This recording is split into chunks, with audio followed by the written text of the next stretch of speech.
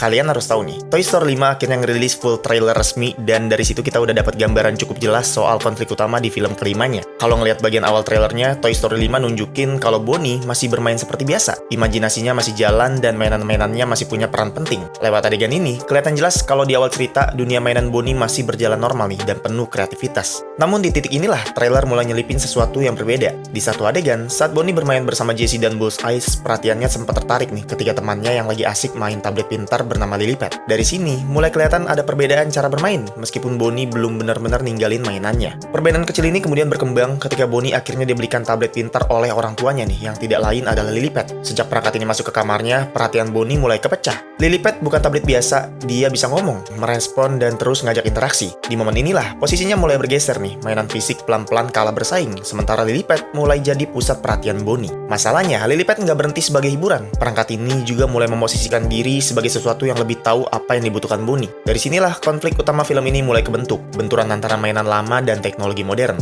Benturan ini paling kerasa lewat sosok Jessie. Dia jadi salah satu karakter yang paling keras menentang kehadiran Lilipad. Jessie ngerasa semua usaha mainan selama ini buat menemani Bonnie perlahan jadi sia-sia. Apalagi kalau ngeliat interaksi mereka, kelihatan jelas nih kalau Lilipad ini punya sikap yang nyebelin dan meremehkan. Di titik ini, Jessie mulai sadar kalau ancamannya bukan cuma satu perangkat, tapi sesuatu yang bisa menyebar kemana-mana. Karena situasinya makin serius, Jessie akhirnya menghubungi Woody. Dari percakapan itu terungkap kalau kondisi dunia mainan di luar sana juga nggak jauh berbeda. Banyak mainan yang ditinggalkan, teknologi mulai mengambil alih, dan keberadaan mainan fisik makin terpinggirkan. Nggak lama setelah itu, Woody akhirnya muncul kembali, tapi kondisinya jauh berbeda dari sebelumnya. Rambutnya mengalami kebotakan, nunjukin kalau dia udah sangat lama menjalani hidup sebagai mainan. Meski begitu, Woody tetap jadi figur penting. Dia berdiri sebagai simbol mainan lama yang masih bertahan di tengah perubahan zaman, dan siap kembali turun tangan saat dunia mainan benar-benar berada di ambang krisis. Oh iya, sebelum trailer atau teaser Toy Story 5 rilis, sempat beredar gambar nih yang nunjukin puluhan unit Buzz Lightyear dalam mode demo. Tapi begitu trailer resminya keluar, benang merahnya langsung kelihatan nih. Pasukan Buzz ini kemungkinan besar dikendalikan Lilipad untuk menghalangi rencana Jessie dan mainan lain.